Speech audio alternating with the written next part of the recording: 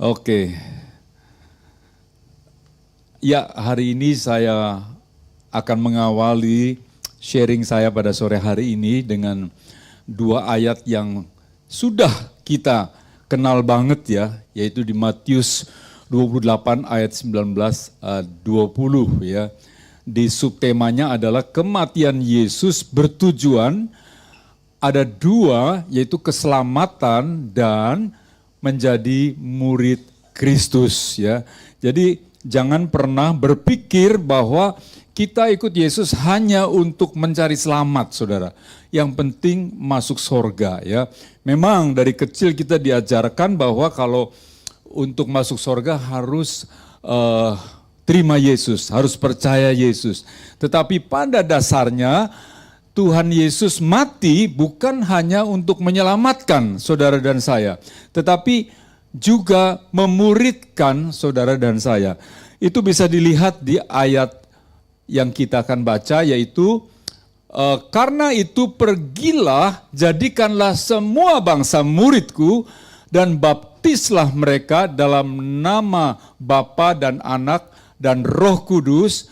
20, dan ajarlah mereka melakukan segala sesuatu yang telah kuperintahkan kepadamu, dan ketahuilah aku menyertai kamu senantiasa sampai kepada akhir zaman. Ya, jadi jelas ya, Tuhan Yesus punya visi yang harus kita jalankan. Ada dua, saudara. Ya, ada dua. Satu, menjadikan orang percaya Yesus untuk selamat. Itu baru satu, saudara. Baru satu ya. Tetapi yang menurut saya lebih penting lagi, dua-dua penting, adalah menjadi murid Yesus. Ya. Dan banyak orang Kristen ini lupa. Karena memang mungkin waktu dilayani awalnya hanya percaya Yesus selamat. Lupa kalau ada satu tujuan lagi, menjadi murid Yesus. Sehingga banyak orang Kristen yang pokoknya udah selamat. Ya. Seperti yang saya katakan, ada yang ngomong, ya di halaman juga nggak apa-apa, halaman sorga. Yang penting di sorga katanya ya. Tapi itu target yang rendah banget, saudara. Rendah banget ya. Kalau orang bisnis, ya di sini banyak orang bisnis, nih Dede, Pak Fajar, terus bos kopi kita. Itu kan, dan juga yang bekerja, ada target, saudara. Ya, biasanya, tahun ini saya ingin mencapai target sekian gitu ya.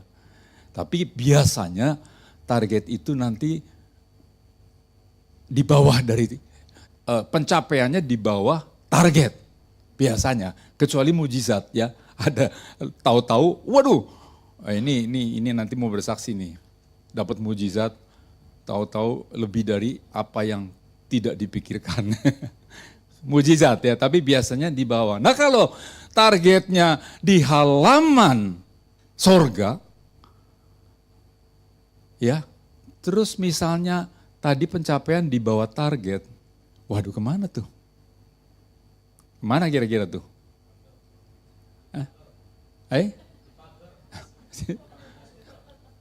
Masih lumayan di pagar, nyangkut. Kalau enggak ya kejeblos ya saudara. Itu ilustrasi guyon aja saudara ya.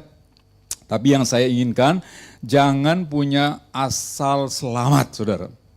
Karena itu bukan yang dimaui Tuhan. Tuhan Yesus mati bukan untuk kita selamat tok. Ya kalau Ibu Hatin mantep, tok. Bukan untuk selamat tok. Tapi menjadi murid Yesus itu penting ya. Ya sekali lagi ya, jangan cuman asal yang penting katanya percaya surga. Nanti gua mati masuk surga. Percaya Yesus mati masuk surga. Itu belum selesai, saudara. Itu baru separuh perjalanan lah. Oke. Jadi jelas dari dua ayat ini menyiratkan atau memberikan pesan bahwa kematian Yesus menyelamatkan dan memuridkan, ya. Menyelamatkan dan memuridkan. Jangan pernah lupa, saudara. Belum nyala. Sudah on ini, tapi kok tidak nyala. Enggak nyala loh ini.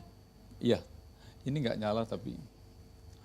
Oke, pendeta besar almarhum Billy Graham, ya, dia meninggal hampir 100 tahun umurnya, ya. Thank you, 2018 dia meninggal. Dia pernah mengatakan salvation is free. Ya, salvation is free. Ya, kita menerima keselamatan free, saudara. Thank you. Enggak bayar apa-apa, saudara hanya percaya, kemudian saudara selamat. Enggak bayar, saudara. Walaupun enggak bayar, tapi enggak juga gampang orang terima Yesus, ya. Enggak gampang. Udah dikasih free masih enggak gampang.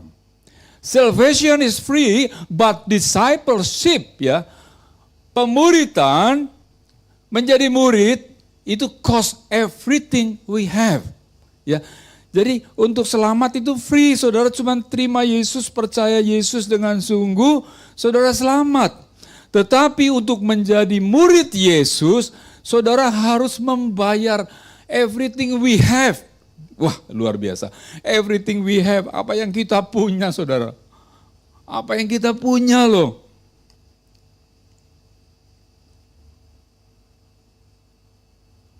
Kayaknya gak enak dengernya, ya. Lebih enak cuman keselamatan itu diberikan cuma-cuma. Enak, ya. Free. Orang kalau ngomong free itu senang, saudara. Saya kalau bikin iklan, kan ada tuh plumber, terus handyman gitu, ya. Free quote, selalu ditulisnya merah, besar, free quote. Supaya orang lihat, karena orang senangnya free. Yang free itu senang. Free delivery, senang. Gak ada delivery loh. Suka gitu. Tapi sayangnya, free salvation, orang tidak begitu suka. Ya. Salvation is free, but discipleship costs everything we have. Everything we have itu berarti seluruh hidup kita. Itu cost-nya untuk menjadi murid Yesus, saudara. Ya, untuk menjadi murid Yesus harus berani membayar harga seluruh apa yang kita punya, saudara. Waktu kita, tenaga kita, bahkan uang kita. Kayaknya kok gak enak dong ikut Yesus, kok masih ada kayak gini gitu, ya. Tapi pernahkah saudara bahwa yang dikatakan salvation is free, itu enggak free loh. Keselamatan yang kita terima enggak free, saudara. Karena Yesus harus membayar dengan harga yang sangat mahal. Dia membayar dengan nyawanya sendiri. Nyawa Tuhan, saudara, bukan nyawa manusia. Biasa, ya. Dulu ada orang kembar yang pernah satu itu kena, kalau nggak salah kena isu drug, ya. Entah, lupa saya apakah di Indonesia atau di mana. Dan kembar itu kan akrab gitu, ya, dekatnya. Yang satu ditahan, yang satu nggak ditahan karena yang kena kasus satu. Yang satu ini kasih permohonan, bolehkah saya menggantikan saudara kembar saya untuk dihukum mati? Ya, karena waktu itu mau dihukum mati. Wah, viral waktu itu. Lama sih beritanya, mungkin saudara nggak tahu. Viral, waduh, luar biasa. Mau menggantikan saudaranya mati untuk saudara kembarnya. Itu sesuatu yang luar biasa. Tapi itu masih manusia, saudara. Sedangkan yang membayar dosa kita adalah Tuhan, pencipta langit dan bumi. Yang dia tidak ada satupun dosa yang dia buat, saudara. Dia hanya menggantikan kita menjadi orang yang berdosa. Dia membayar dosa kita. Sebetulnya enggak free buat kita, tapi buat Tuhan dia harus bayar. Jadi sebetulnya fair, saudara, kalau sampai dikatakan discipleship cost everything we have. Kita nggak bisa ngomong kok kayak gitu sih? Kayaknya nggak kayak gitu deh. Tuhan kayaknya nggak kayak gitu deh.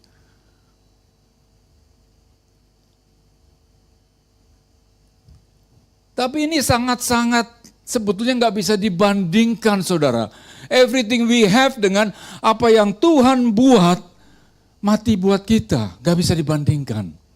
Ya, jadi ini sedikit brainwash bahwa ikut Tuhan itu nggak bisa tawar-tawaran, nggak bisa merasa bahwa juga kita merasa diri kita sudah berbuat banyak. Wah, saya lebih banyak berbuat dari yang lain. Saya capek. Satu kali saya datangi Ibu Tin lagi, Ibu Hatin. Enakan Ibu Tin gitu ya. Hai, Pak Soeharto, Pak Wato. Saya datangin Ibu Tin, Bu Hatin. Karena Ibu Hatin akan melayani di tempat ini, saya harus memberitahu anggaran rumah tangga di tempat ini. Ya, karena gereja ini sedikit unik, saudara. Ya, jadi supaya jangan kaget. Saya datang ke sana, saya bilang sama Yoki kita 1 jam cukup lah, ngomongnya cuma 3 poin kalau nggak salah. 3 poin cukup. Tapi karena pasangan yang luar biasa ini, dari 1 jam jadi kayaknya mau 4 jam lah. Sebentar keluar sambal goreng tahu. Sebentar lagi kopi. Sebentar lagi Ibu Pendeta masa. Kaki ayam kemarin. Apa ya? Pokoknya terus mengalir. Mangga. Waduh. Tapi itu cuma untuk pendeta loh ya. Oh nanti ayo ke tempat Ibu Tin yuk. Wah, kesian deh. Ya, tapi udah nantangin nih, minggu lalu udah nantangin kapan-kapan persekutuan di rumah saya katanya. Wih, yang amin kenceng banget. Pak Uatnya yang pusing nih. Aduh. Saya bilang sama Ibu Tin 1 poin. Bu Tin, Bu Hatin, Bu Hatin akan dapat jadwal khotbah. Tapi minta maaf, kami tidak memberikan persembahan. Free. Ya memang Ibu Hatin sih gak perlu uang ya, karena ya tahu sendiri gitu loh.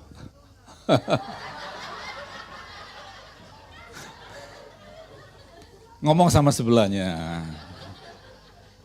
Jadi saya ngomong sama Bu Hatin, memang gak umum saudara, jujur ngomong gak umum. Bu Hatin juga sampai, ya mungkin hatinya terkejut, mungkin. Tapi dia berusaha wajahnya tetap tersenyum. Terkejut, karena di mana-mana ya Bu Hatin ya, di mana-mana pengkhotbah selalu mendapatkan PK, persembahan kasih, ya sebagai ya terima kasih lah, ya karena untuk mempersiapkan khotbah itu bukan 1 jam, 2 jam saudara, ya bisa 1 harian. Bahkan Pak Fajar mungkin bisa off kerja untuk hanya mempersiapkan khotbah. Tapi Ibu Hatin dan Pak Uat mendukung. Oh, oke, bisa diterima ya. Buktinya saya kasih jadwal tiap bulan, oke. Ya, enggak tawar-menawar. Kami semua free. Tapi hati saya merasa bahwa kami sudah memberikan free pelayanan yang tanpa ada imbalan sama sekali. Saya pribadi hanya minta apa yang kami sampaikan. Apa yang kami sampaikan, saudara, itu bisa bertumbuh, bisa didengar, minimal didengar saudara. Sebab sangat sedih kalau saya melihat pembicara yang sudah berjam-jam bergumul dengan Roh Kudus, apa yang harus kami sampaikan ini Tuhan? Tiba di sini nggak dianggap saudara. Kadang-kadang ada orang yang begitu sibuk dengan urusan masing-masing. Jadi saya hanya minta tolong bayaran itu saja. Tolong didengarin. Sebab tanpa didengar, saudara tidak akan bertumbuh. Mungkin saudara sudah pernah dengar lah, ada orang-orang yang memang sudah levelnya tinggi ya. Tapi saya percaya walaupun Ibu Hatin levelnya tinggi, jam terbangnya tinggi, saya percaya bahwa firman Tuhan adalah firman yang hidup. Yang diberitakan oleh siapa saja firman itu hidup. Betul nggak Bu Hatin?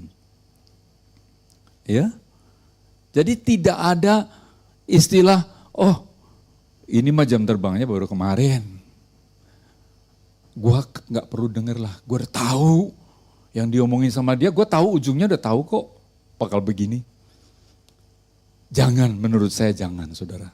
Ya, jadi bayaran kita cuma satu, minta saudara memperhatikanlah. Ketika ada siapa saja yang berkhotbah di sini, diperhatikan dan direnungkan. Ya, karena bukan kami ngecap loh saudara.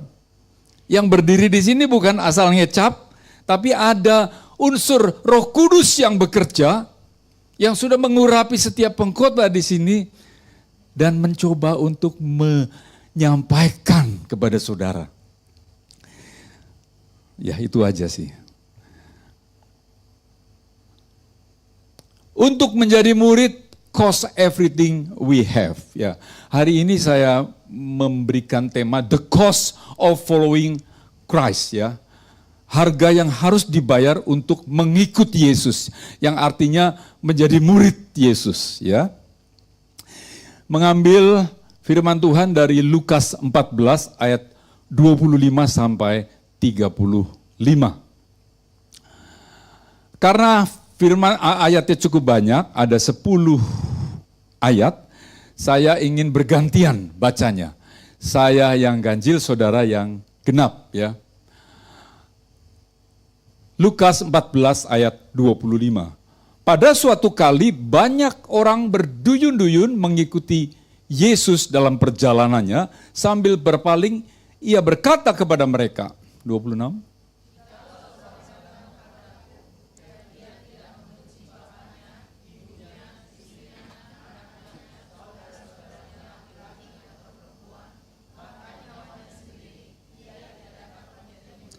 Barang siapa tidak memikul salibnya dan mengikut aku, ia tidak dapat menjadi muridku.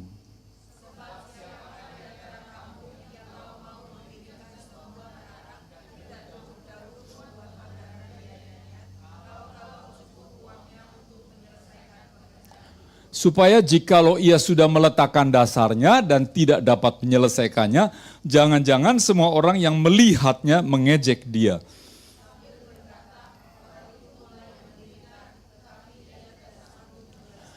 Atau raja manakah yang kalau mau pergi berperang melawan raja lain tidak duduk dulu untuk mempertimbangkan apakah dengan 10.000 orang ia sanggup menghadapi lawan yang mendatanginya dengan 20.000 orang?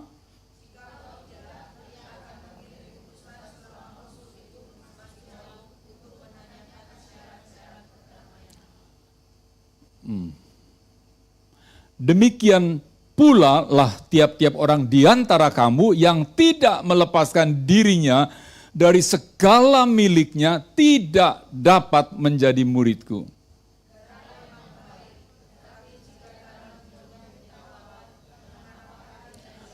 Sama-sama yuk. Tidak ada lagi gunanya baik untuk ladang maupun untuk pupuk, dan orang membuangnya saja. Siapa mempunyai telinga untuk mendengar, hendaklah ia mendengar. Puji Tuhan. Ya. Firman Tuhan yang cukup keras saudara, menurut saya cukup keras ya. Ini yang ngomong Yesus sendiri saudara, ya. Dia menyatakan persyaratan untuk mengikut Yesus, untuk menjadi murid Yesus, ya. Ada syarat, saudara. Ada sesuatu yang harus kita bayar. Yang pertama adalah siap fokus. Nah, ini saya dapat inspirasi dari Ibu Hatin minggu lalu, fokus kepada Om Ganteng. Saya nyari kata kadang-kadang bingung loh, saudara. Apa yang cocok ya? Apa yang cocok ini ya sebagai subtema ya? Oh, ingat ini. Ingat Om Ganteng. Fokus. Siap fokus hanya kepada Yesus. Hanya kepada Yesus. Jadi kalau mau jadi murid Yesus, harus siap fokus hanya kepada Yesus saja. Ini yang Yesus minta, saudara. Kalau saudara dan saya mau jadi murid Yesus. Ayatnya jelas dikatakan, jikalau seorang datang kepadaku dan ia tidak membenci bapaknya, ibunya, istrinya, anak-anaknya, saudara-saudaranya laki-laki atau perempuan, bahkan nyawanya sendiri, ia tidak dapat menjadi muridku. Wow, ini ayat gimana sih? Bingung kadang-kadang kita baca ya. Loh, Tuhan bilang Tuhan bilang kasihilah musuhmu. Gak boleh benci. Loh kok ini benci? Bagaimana ini? Disuruh benci bapak, ibunya, saudaranya, laki-laki dan bahkan diri kita sendiri. Kemudian, iya saudaranya. Kira-kira saudara bingung gak melihat ayat ini? Kenapa kok disuruh membenci bapaknya, ibunya, istrinya, anak-anaknya, saudara-saudaranya laki-laki atau nyawanya sendiri? Kayaknya aneh ya. Jangan-jangan salah cetak. Kok bisa ya? Bukankah kita harus mengasihi? Bahkan firman Tuhan mengajarkan kita harus menghormati orang tua kita agar kita umur panjang, saudara. Tapi kenapa untuk ikut Yesus diajarkan untuk membenci? Membenci punya arti kata lain dari bahasa aslinya adalah mengacuhkan. Mengacuhkan. Tapi kalau saya ganti misalnya, jikalau seorang datang kepadaku, ia tidak mengacuh, ia mengacuhkan bapaknya, itu pun aneh, saudara. Kok harus mengacuhkan orang tua kita? Wah, orang Cina pada nggak bertobat. Karena orang Cina tradisinya harus uhao. Wah, nggak mau saya jadi Kristen. Ajarannya nggak benar. Saya pun bingung, saudara, dengan ayat ini. Kok tadinya saya pikir cuma Yesus mau diprioritaskan. That's it. Tapi kemudian Tuhan memberi tahu ke saya. Pagi-pagi, oh itu tuh Tuhan ya. Orang Israel, orang Yahudi, sedari kecil disuruh menghafal Taurat, saudara. Menghafal Taurat siang dan malam. Dan sampai saat ini kalau saudara lihat orang Yahudi yang di Bondai, ya, saya kenal dengan satu handyman, saudara mungkin kenal, yang namanya Pak Heri, dia banyak dipakai di Bondai, orang Yahudi. Dari kecil sampai saat ini, saudara, diajarkan menghafal Taurat. Jadi Taurat itu benar-benar merasuk setiap umat Yahudi. Yesus ingin memberikan ajaran baru, saudara. Dia ingin membawa ajaran baru kepada bangsa Yahudi. Jadi bisa sangat dimengerti, dia harus mengatakan kamu harus cuekin bapak lu, ibu lu. Karena bagaimana ajaran baru itu bisa masuk Sementara dia sudah di brainwash oleh bapak ibunya dan mungkin saudaranya tentang Taurat, perjanjian lama, saudara. Sehingga dalam hal ini, kalau kamu mau menjadi muridku, kamu harus berani melawan apa yang sudah diajarkan oleh orang tua kamu. Itu sebabnya timbul ayat ini, harus membenci ayah ibunya. Jadi kita sekarang mengerti, saudara, membenci bukan berarti tiba-tiba menjadi musuh. Jadi untuk masuk ajaran baru ya tentang kasih yang banyak sekali bertentangan dengan perjanjian lama. Perjanjian lama mengatakan gigi ganti gigi, nyawa ganti nyawa. Tapi perjanjian baru bilang kasihilah musuhmu. Berbeda sekali. Nah, untuk bisa memasukkan yang lama itu tentu harus memasukkan yang baru harus membuang yang lama. Dan itu nggak mudah, saudara. Sangat tidak mudah, butuh waktu, butuh yang radikal untuk bangsa Israel. Hal yang mirip ya, yang bisa menjadi analogi kita, yaitu ketika kita punya orang tua yang beragama lain. Banyak anak-anak yang generasi muda yang sulit menjadi Kristen. Tertarik dengan kekristenan karena ada janji-janji tentang kekekalan dan lain sebagainya. Tetapi ada brainwash dari orang tua. Yang dari Buddha bisa saja ada perkataan. Kalau kamu Kristen, nanti siapa yang akan sembayangi aku? Nanti siapa yang akan kasih makan aku? Tapi Yesus sama, dia akan berkata kepada orang yang bingung itu bahwa engkau harus membenci ayah ibunya. Dalam arti harus berani frontal. Harus berani frontal. Ayat yang lain, saudara. Matius 8 ayat 21. Seorang lain, yaitu salah seorang muridnya berkata kepadanya, Tuhan, izinkanlah aku pergi dahulu menguburkan ayahku. 22. Tetapi Yesus berkata kepadanya, ikutlah aku.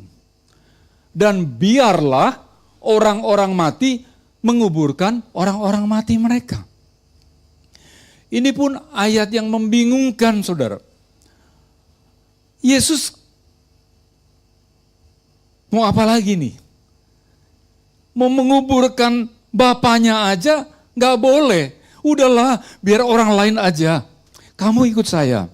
Padahal dia cuma pamit mau menguburkan ayahnya, saudara. Ini pun saya bingung, saudara. Loh kok saya bertentangan, kontradiksi dengan pelajaran Yesus yang katanya kasih. Lah menguburkan ayahnya kok gak boleh, egois banget gitu loh. Tetapi kita perlu sedikit informasi. Kenapa? Latar belakang daripada ayat ini. Ternyata bangsa Yahudi, mereka menguburkan jenazah 2 kali, saudara. Yang pertama, jenazah itu ditaruh dalam gua, seperti Tuhan Yesus. Taruh dalam gua. Seperti orang-orang Toraja, kapan itu kita cerita orang Toraja.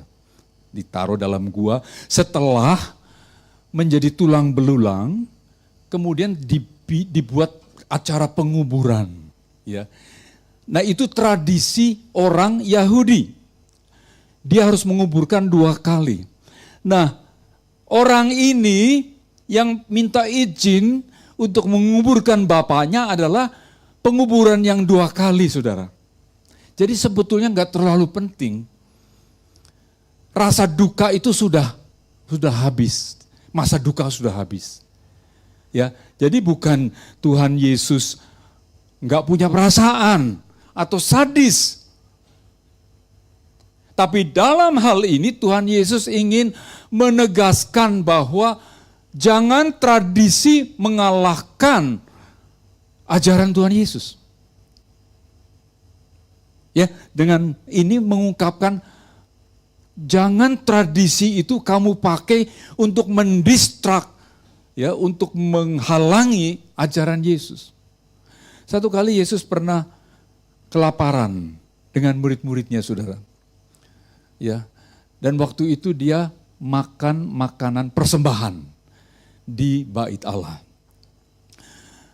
Untuk makan makanan persembahan hanya boleh imam, nggak boleh sembarangan. Murid Yesus nggak boleh. Even Yesus juga waktu itu bukan imam agung, saudara. Ditegur, tapi Yesus mengcounter dan mengatakan bahwa waktu Daud juga sama kelaparan, dia juga makan makanan yang untuk imam. Jadi Yesus tidak mau pengajarannya didistrak oleh tradisi. Kita semua punya tradisi, saudara. Imlek tradisi, ya, ada yang tradisi angpau gitu ya. It's okay, selama tidak bertentangan dengan ajaran Yesus. Tapi kalau bertentangan, Tuhan Yesus gak mau. Dia mau murni ajaran dia, ya. Mengapa? Kadang-kadang kita pikir, kok egois banget sih, kayaknya dia tuh yang paling hebat. Ya memang dia hebat, saudara. Mengapa dia mau ajarannya yang bisa melebihi segala-galanya?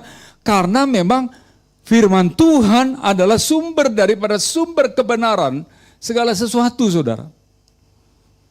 Di Alkitab semua lengkap, saudara. Mau belajar apa? Belajar ekonomi ada. Ya. Tuhan bilang, beri maka kau akan diberi. Itu dipakai tuh sama marketing. Hari ini ada yang promosi laksa. Itu memberi. Ya, hukumnya pasti akan balik lagi. Laksanya rame nanti, saudara. Itu hukum ekonomi. Carilah dahulu kerajaan Allah dengan segala kebenarannya, maka semua akan ditambahkannya. Itu juga hukum ekonomi. Rumah tangga ada. Seluruh aspek kehidupan kita ada dalam Alkitab. Sehingga ketika Yesus mengatakan bahwa ajaran dia melebihi daripada segala tradisi dan segala ajaran orang tua, itu sangat-sangat valid, saudara. Sangat-sangat yes dan amin, ya dan amin. Mengenai ajaran orang tua, saudara, orang tua mengajarkan ke anak-anak baik. Tapi tidak semua ajaran orang tua itu benar, saudara. Saya dengan Yoki sudah berkomitmen. Kita tidak akan ngotot pakai, papa gua dulu ngajar kayak gini. Terus saya bilang, papa gua juga dulu ngajar kayak gini. Coba saudara, kebanyakan rumah tangga berantem ketika punya anak. Secara otomatis kita akan mendidik anak kita sesuai dengan apa yang kita terima waktu kita kecil. Gitu gak Bu kira-kira? Gak bisa ya. Tapi kebanyakan orang ngotot. Dulu mama gua kalau anak cerewet dihajar sekalian. Banyak kan gitu. Mami saya dulu gitu bilang, kalau anak ngengek nih, ngengek tuh binji ya. Cubit sekalian katanya, cubit atau kasih cabai sekalian mulutnya. Berhenti itu nanti. Mamanya Yoki lain lagi. Pukul pakai rotan. Aduh. Akhirnya mana yang mau dipakai? Mati dong anaknya. Mati anaknya. Melotot odol, dia sering kali melotot odol. Dari kecil diajarin dipelintir satu-satu. Pelintir sampai habis. Mama gua kalau melotot odol itu dari ujung digulung. Dulu kan timah ya, kalau timah kan bisa digulung. Sekarang gak bisa kali. Oh bisa gak? Oh ibu masih gulung. Zaman Jepang, odol susah. Jadi harus dipelintir sampai kalau dibuka itu udah gak ada odolnya, saudara. Nah pasangannya gak begitu. pasangannya plotot seenaknya. Bisa ribut. Mama gue nggak kayak gitu kok. Makan waktu kayak gitu. Berapa sih odol? Nah. Kami berdua sudah bersepakat. Ayo jangan kekeh pakai orang tua punya ajaran. Kita punya firman Tuhan yang kita bisa pegang. Suami atau istri harus bisa mengatakan iya dan amin. Itulah firman Tuhan itu segala-galanya saudara. Itu sebabnya Yesus mengatakan jangan terdistrak oleh tradisi, oleh ajaran orang tua. Orang tua bukannya tidak baik, baik tapi tidak semua benar. Ya, saya banyak menentang terus terang apa yang seringkali Yoki bilang papa saya. Saya bilang papa kamu bukan malaikat, saya bilang. Papa kamu bukan Tuhan. Kadang-kadang bisa dia keluar tanpa sadar saudara. Karena dia bangga sekali dengan papanya saudara, beda dengan saya. Papa saya nggak hadir, tapi papa dia hadir. Jadi papanya tuh masih dalam ingatan banget. Oke, yang pertama adalah siap fokus hanya kepada Tuhan Yesus, kepada firman Tuhan. Baru kita bisa menjadi murid Yesus, itu syarat yang pertama. Yang kedua, siap pikul salib. Barang siapa tidak memikul salibnya dan mengikut aku, ia tidak menjadi muridku. Nah ini saudara, banyak orang Kristen sekarang adalah orang Kristen yang manja. Orang Kristen yang maunya enak saudara. Ada satu lagu dulu yang mengatakan, meskipun saya susah, menderita dalam dunia. Ini biasanya kalau pentahbisan pendeta-pendeta lulus sekolah nyanyinya selalu itu saudara. Meskipun saya susah menderita. Tapi orang sekarang gak mau. Ngapain susah? Yesus sudah mikul salib. Yesus sudah mati di salib, kok gue masih pikul lagi? Ini kesalahan. Saya agak banyak argumen dengan Yoki masalah ini. Jangan pernah berkata bahwa ikut Yesus mau enak, saudara.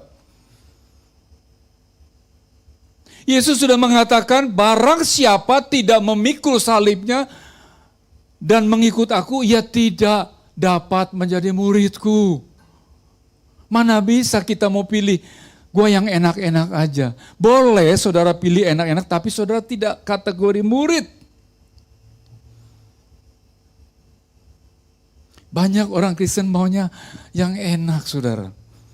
Khususnya yang di sono-sono tuh. Yang ngomonginnya berkat terus. Gak mau yang susah-susah. Ya, makanya firman Tuhan katakan pada akhir zaman manusia akan mendengar yang enak di telinga. Dan itu yang laku saudara. Pendeta yang ngomongin soal berkat, janji. Kalau saudara memberikan perpuluhan, maka seperti tingkap-tingkap langit, saudara akan dibalaskan. Dan segala macam. Orang senang.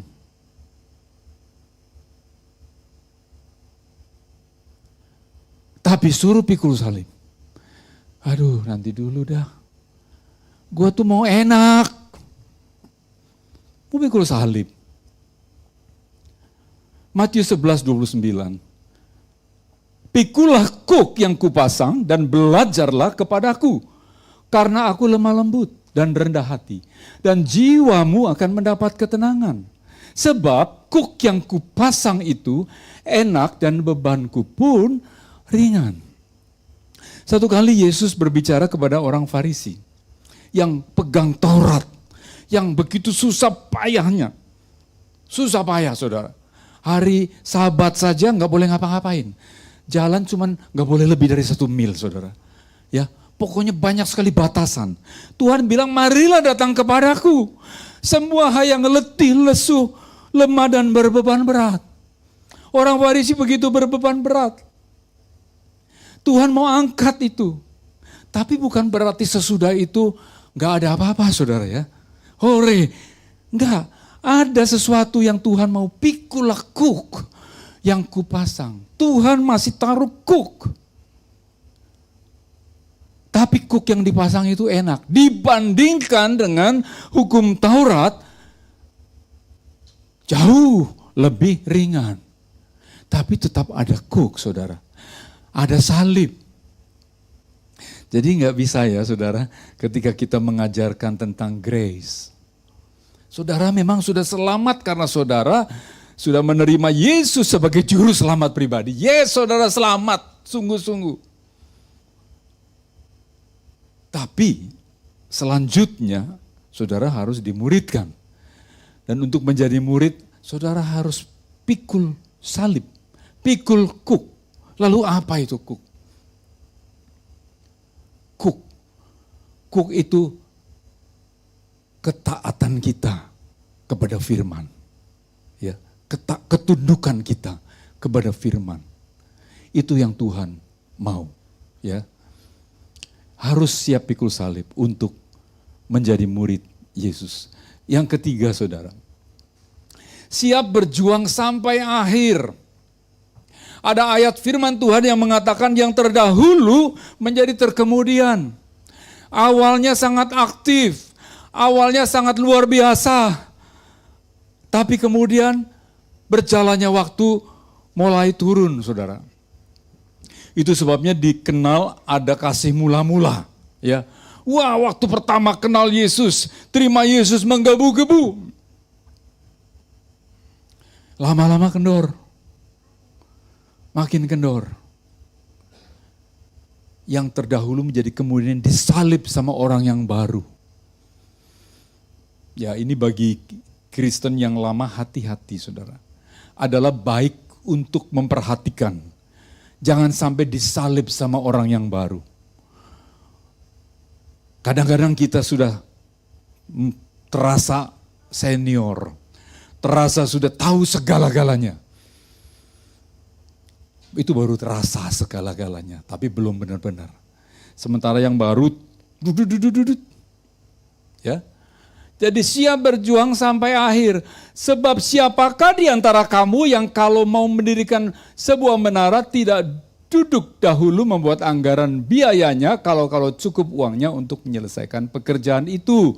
Supaya jikalau ia sudah meletakkan dasarnya dan tidak dapat menyelesaikannya, jangan-jangan semua orang yang melihatnya mengejek dia sambil berkata orang itu mulai mendirikan tetapi ia tidak sanggup menyelesaikannya. Jangan sampai kita, saya kira ini gampang, kalau yang ini gampang. Kalau saudara membangun rumah, tentu saudara, saya baru-baru ini ke bank, saudara. Ke bank, karena pengen tahu apakah masih bisakah, bukan saya, untuk anak saya, sanggupkah punya rumah gitu loh. Dan bank itu ngitung income-nya berapa, segala macam. Supaya dia bisa menyelesaikan dalam 30 tahun bayar hutang, saudara. Ya saya kira semua juga kita begitu, saudara, ya. Dulu waktu kami mengambil rumah, sebetulnya nggak cukup. Bisnis kami kan kecil, saudara. Yoki nggak kerja, nggak cukup. Terus gimana gitu loh. Jadi orang mau punya rumah di sini nggak gampang, saudara. Even saya mungkin misalnya punya tabungan yang kira-kira sudah separuh dari harga rumah, nggak bisa dapat utang. Karena saya tidak punya income yang memadai. Lagi pula umur saya kan tidak mungkin 30 tahun lagi mereka pikir wah udah 60, mau ke 70, 30 tahun lagi masih hidup nggak? Ada yang dipertimbangkan sampai selesai. Jangan sampai kita sudah menjadi murid Yesus, kemudian berhenti di tengah jalan. Mungkin karena perjodohan, pengaruh istri atau suami, mungkin karena bisnisnya sudah terlalu maju, gak punya waktu, banyak hal. Mungkin karena banyak hal, saudara.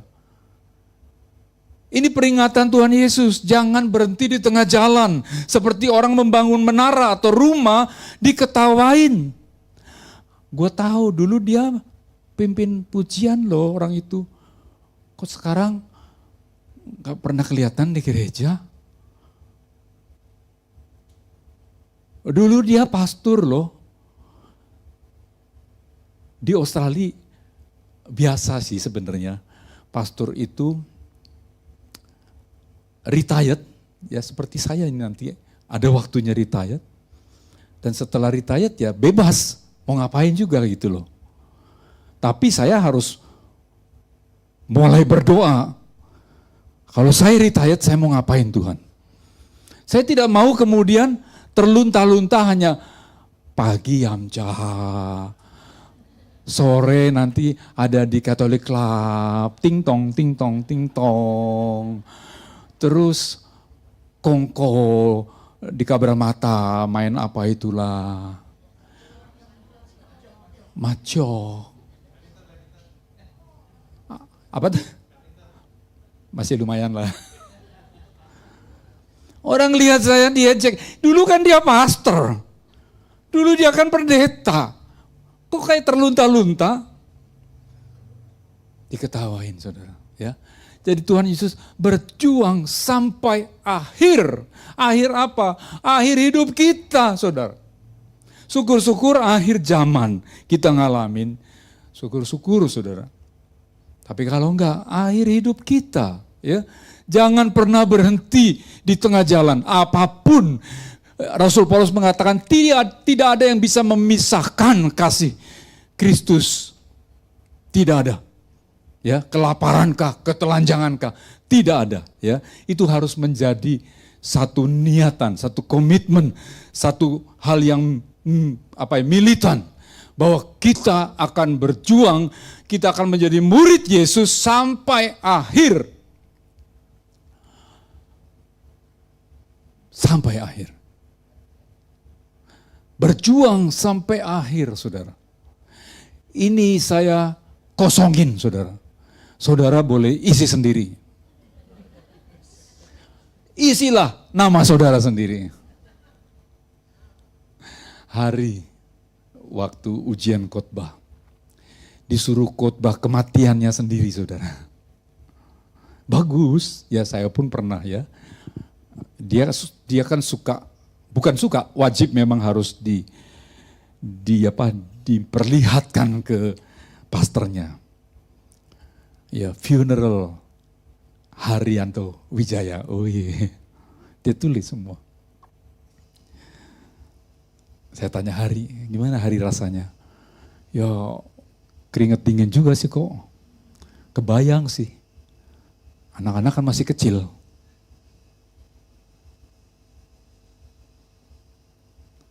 Isi saudara. Siapa mau isi duluan silakan. Nanti dulu. Masih belum puas. Berjuang sampai akhir. Ini tulisan yang paling sering ditulis di duka cita. Aku telah mengakhiri pertandingan yang baik. Aku telah mencapai garis akhir. Dan aku telah memelihara iman. Rasul Paulus. Dia berani mengatakan seperti itu karena dia berjuang sampai garis akhir. Bagaimana dengan saudara dan saya? Apakah kita mau berhenti di tengah jalan? Sayang sekali saudara. Tadi kita sudah menghafal Amsal 4 ayat 18. Apa itu? Tetapi jalan hidup orang benar itu seperti cahaya.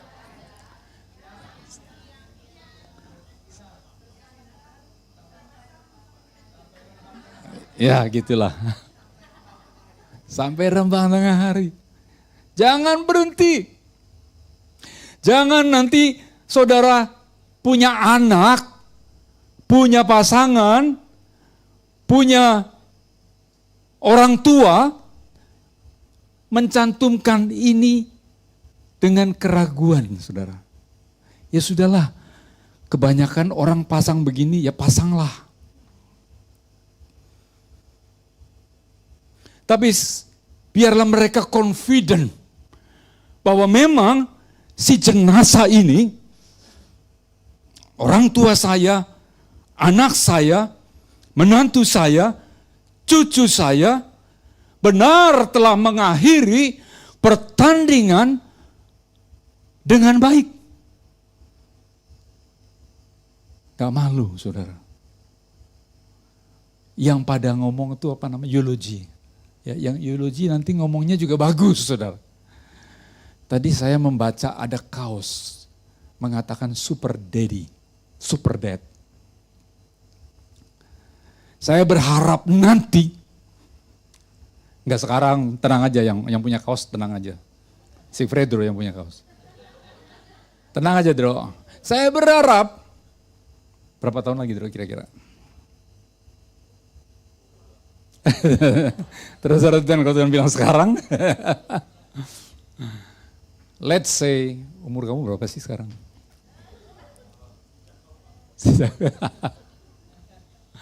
Let's say 50 tahun lagi. Weh, ya, udah 90 something lah. Ya. 99? Oh, sekarang sicap kau? Masa sih? Oh, saya kira lebih. Sorry. Udah jalan semakin. Tadi saya ngobrol sama Ibu Flora. Dia bilang memang gak bisa dipungkiri bahwa orang tua itu semakin melemah. Jalan semakin pelan, tapi Ibu Flora lawan. Ya, lawan. Hopefully, anak dia bisa eulogy. My dad is super dad. Dia telah mengakhiri pertandingan yang baik. Dan dia telah mencapai garis akhir. Dan telah memelihara iman. Dan saya berharap bukan cuma Fredro, tapi kita semua, saudara. Kita semua nanti akan mengakhiri pertandingan dengan baik, saudara. Jangan pernah tinggalkan Yesus. Jangan pernah tinggalkan pelayanan saudara. Jangan pernah tinggalkan pengiringan akan Tuhan. Jangan, saudara. Apapun jangan, ya jangan pernah. Sebab minggu lalu Ibu Hatin sudah mengkhotbahkan dengan baik tentang fokus kepada Tuhan, pada Yesus. Waktu kita menutup mata, biarlah Yesus akan mengatakan, sabaslah hai hambaku, masuklah ke dalam perjamuan anak domba Allah. Aduh, rasanya senang, saudara. Ada karpet merah yang digelar buat saudara dan saya. Nanti ada pengadilan tahta putih, saudara. Di mana Yesus akan menjadi hakim yang terakhir. Akan dibuka kitab kehidupan dan juga kitab-kitab lain. Kitab-kitab lain ini apa yang saudara dan saya buat. Dan saya berharap Tuhan sudah menghapus semua yang jelek-jelek karena kita mau berubah, saudara. Karena kita mau bertobat. Karena kita mau menjadi manusia baru. Jangan sampai di sana masih ada catatan. Bawel. Tukang marah. Apalagi itu. Pelit katanya. Sour. Apa ya? Oh, sour. Muka asam. Oh, bukan. Sour daddy. Udah dicuci kok kaosnya ya. Jangan sampai buku itu malu, kita tersipu-sipu, saudara. Dan tidak bisa diperbaiki lagi. Saudara mau hapus pakai apa? Dan itu mempengaruhi mahkota saudara. Nanti di terakhir ada, saudara ya. Yang terakhir ini, siap melepaskan semua ikatan. Demikian pula lah tiap-tiap orang di antara kamu yang tidak melepaskan dirinya dari segala miliknya tidak dapat menjadi muridku. Ini gak gampang, saudara. Satu kali ada anak muda yang kaya datang kepada Yesus, guru-guru yang baik. Bagaimana aku bisa masuk dalam kerajaan sorga? Kalau nggak salah kayak gitulah. Lalu Tuhan Yesus bilang, oh, juallah hartamu, bagikan kepada orang yang miskin. Lalu singkat cerita, anak muda itu pergi ngeloyor, saudara. Aduh, berat amat, suruh jual hartanya. Tentu Tuhan tidak mengatakan seperti itu, saudara. Jadi saudara jangan takut. Wah, ini sih nggak mungkin, dan nggak mungkin deh, sudah harus jual ini, nggak mungkin dong. Tapi Tuhan melihat hati daripada anak muda itu terikat dengan hartanya. Saudara boleh punya bisnis, boleh bekerja yang bagus, saudara boleh punya harta yang banyak, tapi jangan terikat di situ. Satu kali ada orang kaya yang aku ingin tidur nyenyak karena hartaku banyak. Segudang hartaku. Lalu Tuhan bilang, hai orang kaya yang bodoh. Kalau malam ini juga engkau akan diambil nyawamu. Untuk apa hartamu? Banyak orang lupa akan hidup yang seperti uap, saudara. Seolah-olah hidup ini selama-lamanya ada di bumi ini. Padahal kita hanya numpang, kita hanya sebagai musafir, kita adalah anak kos. Ada yang 70 tahun, ada yang 80 tahun. Ada yang kayak Fredro 99 tahun.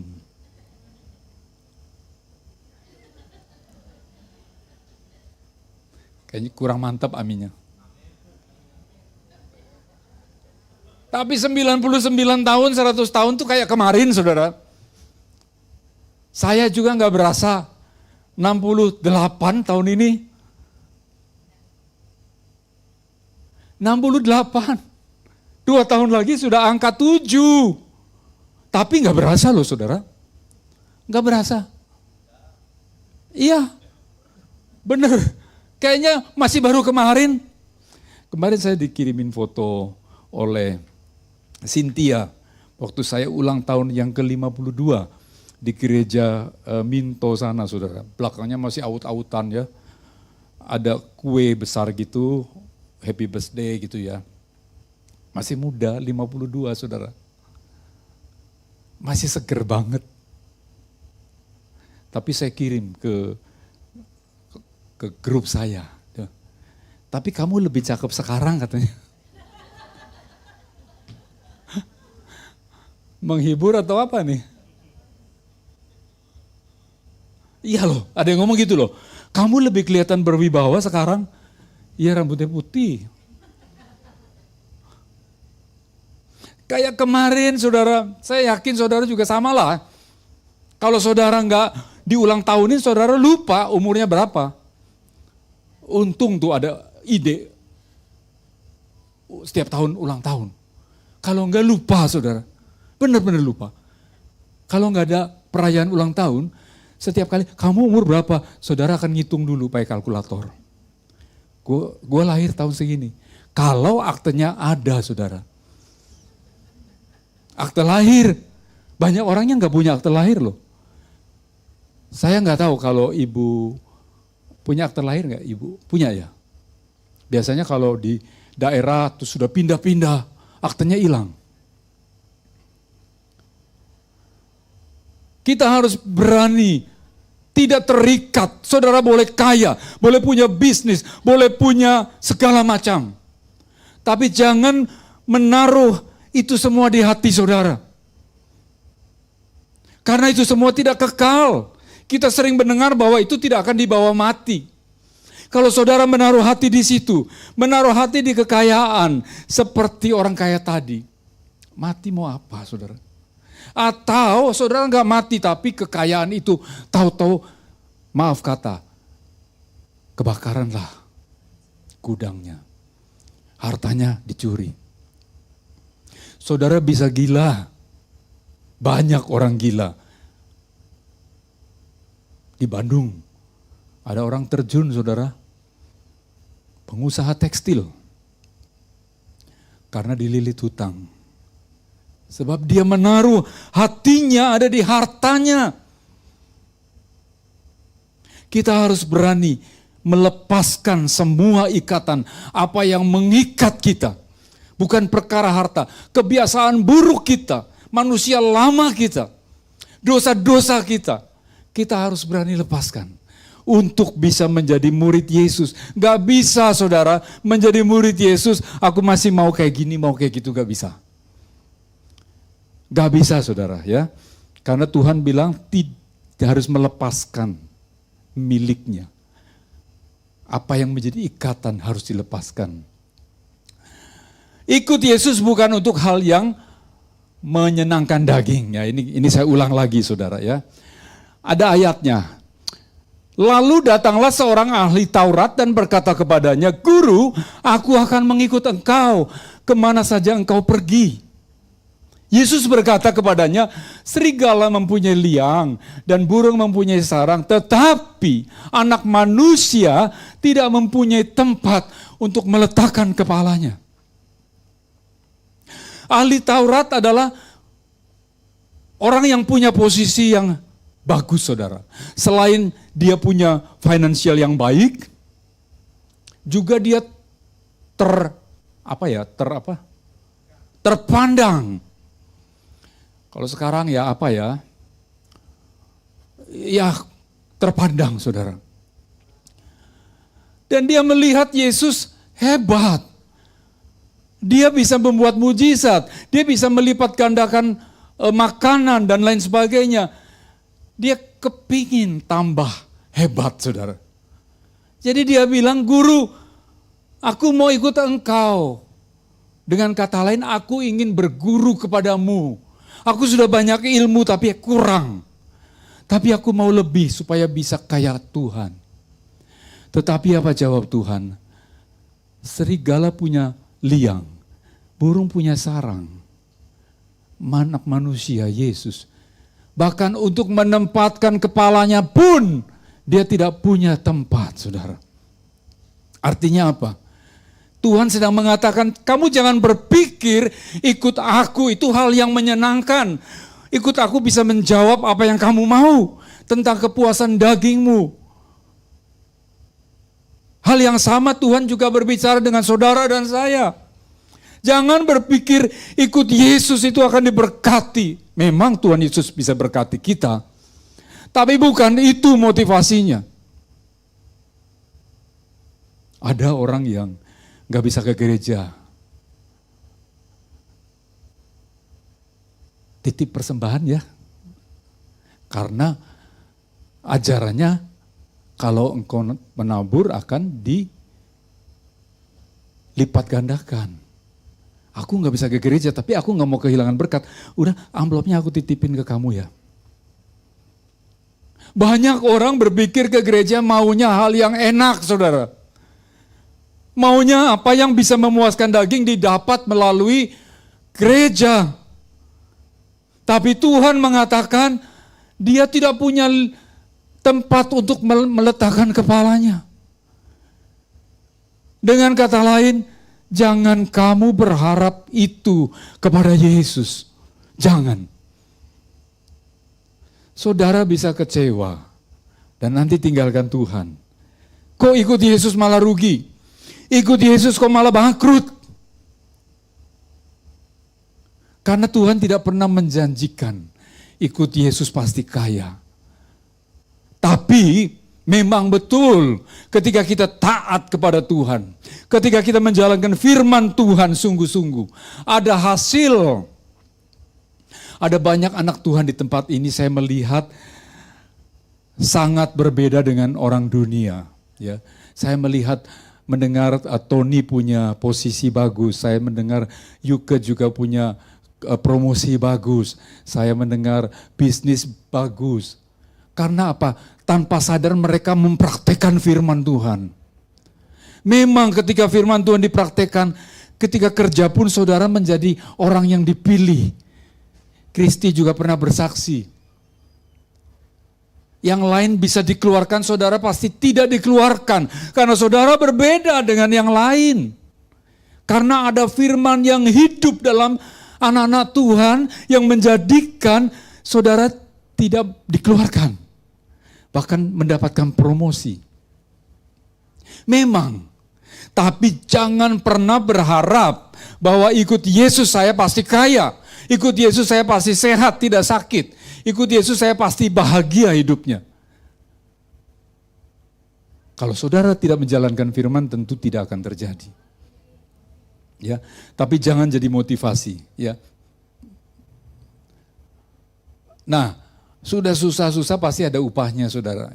Gak mungkin Tuhan kita itu Tuhan yang kayak memperkerjakan kita seperti Rodi. Rodi apa tuh Rodi? Kerja paksa. Enggak, ya. Pasti ada upahnya dong, ya. Upah mengikuti Yesus. Matius 19:27. Lalu Petrus menjawab dan berkata, ini Petrus ini orangnya vokal banget ya. Kepada Yesus, kami ini telah meninggalkan segala sesuatu dan mengikut Engkau. Jadi apakah yang akan kami peroleh? Wih, hebat ya. Aku ada capek loh ngikuti kamu. Lalu aku dapat apa dong? Ya, tapi bersyukur Petrus ini begini saudara. Jadi kita tahu. Kalau Petrus nggak tanya, kita nggak tahu saudara. Ya.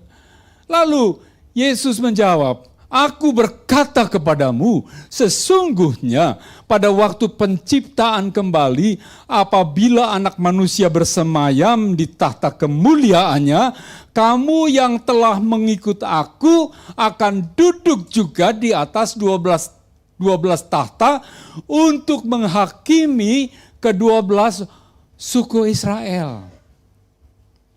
Jadi apa yang saudara buat di muka bumi ini, menjadi murid Yesus, saudara menerima upah. Upahnya adalah satu mahkota, satu level yang tinggi. Di dunia ini kita mengejar mahkota saudara. Ya. Menjadi bisnismen pengen bisnis yang sukses, itu sudah normal. Ya. Menjadi karyawan pengen karyawan yang mendapat promosi normal saudara. Tapi itu sementara. Sedangkan di sorga nanti promosi itu kekal selama-lamanya. Dan itu diperoleh karena saudara telah melakukan di bumi ini. Ya, jadi ada upahnya saudara. Susah-susah dahulu, bersenang-senang kemudian. Dan kekal sifatnya. Ya, ini bicara tentang posisi, anugerah, mahkota. Yang ke-29, dan setiap orang yang karena namaku meninggalkan rumahnya, saudaranya laki-laki atau saudaranya perempuan, bapak atau ibunya, anak-anak atau ladangnya, perhatikan saudara, akan menerima kembali 100 kali lipat dan akan memperoleh hidup yang kekal. Saudara tidak akan pernah rugi ketika saudara memberikan segala sesuatu dengan tulus kepada Tuhan. Tidak akan rugi. Satu kali saudara, saya pernah, bukan untuk sombong saudara, bukan untuk sombong. Di gereja yang lama kami pernah berhutang saudara, gede. Sebelum Krismon, tahu Krismon ya? Apa Krismon? Ya, krisis moneter. Utang sekian puluh juta. Kemudian tahu-tahu Krismon. Menjadi lebih banyak lagi saudara. Suku bunga naik. Aduh, saya nekat saudara. Saya nekat untuk ambil bagian. Menutup hutang, saudara. Karena waktu itu saya masih bujangan. Saya masih belum banyak beban.